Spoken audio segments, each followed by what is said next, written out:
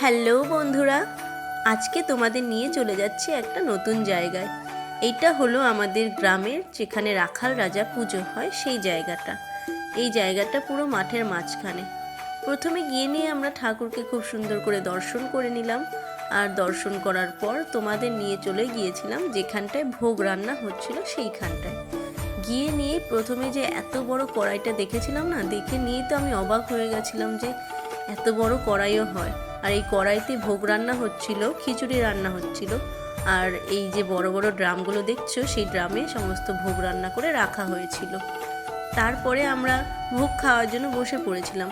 আর অনেকক্ষণ বসে থাকার পর তারপরে চলে এসেছিল গরম গরম খিচুড়ি আর একটা তরকারি।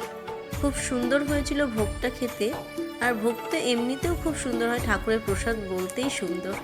খাওয়া দাওয়া করে নিয়ে আমরা আবার বাড়ির জন্য রওনা দিয়ে দিয়েছিলাম।